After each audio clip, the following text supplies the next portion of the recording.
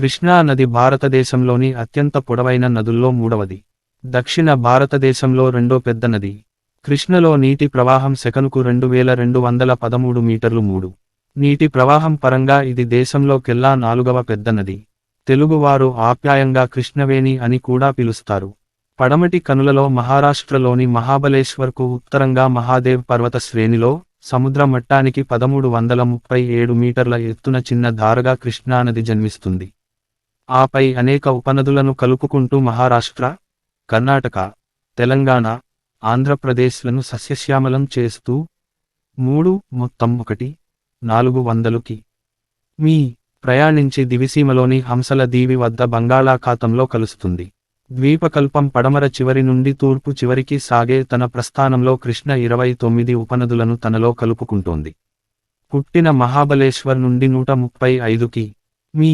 ల దూరంలో కోయినా నదిని తనలో కలుపుకుంటుంది. తరువాత వర్ణ, పంచగంగ, దూద్గంగలు కలుస్తాయి.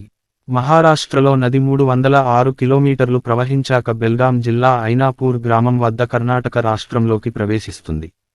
పడమటి కనుమలు దాటాక, జన్మస్థానం నుండి దాదాపు 500 మీ. దూరంలో కర్ణాటకలో ఘటప్రభ, మలప్రభ నదులు కృష్ణలో కలుస్తాయి.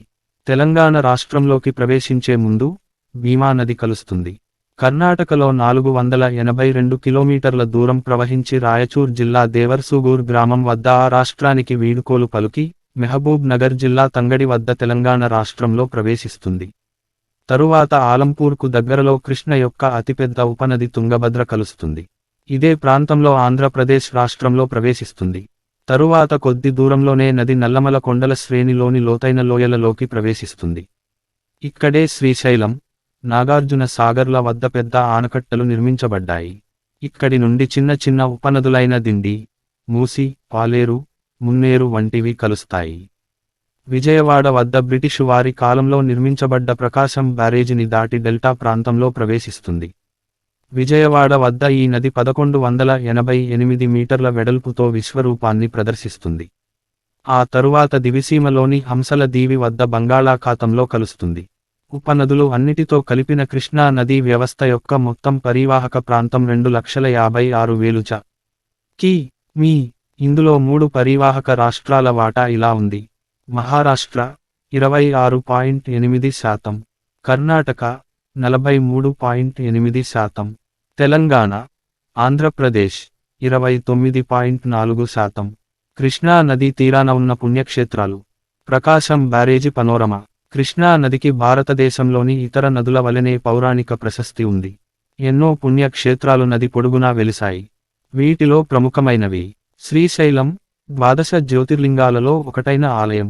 ప్రసిద్ధ శివక్షేత్రమైన శ్రీశైలంలో భ్రమరాంబ, మల్లికార్జున స్వామి కొలువై ఉన్నారు. 12 జ్యోతిర్లింగాలలో ఒకటి శ్రీశైలం. ఆలంపూర్, అష్టాదశ శక్తి పీఠాలలో ఒకటైన ఆలయం, నవబ్రహ్మ ఆలయాలు మొదలగు దేవాలయ సముదాయాలున్న ఆలంపూర్ చాళుక్య రాజుల ఆలయ శిల్ప నిర్మాణానికి అద్దం పడతాయి. శ్రీదుర్గా మల్లేశ్వర స్వామి క్షేత్రం, కనకదుర్గ, విజయవాడ. అమరావతి, అమరారామం. ఇక్కడ శివుడు అమరలింగేశ్వర స్వామిగా పూజలందుకుంటాడు.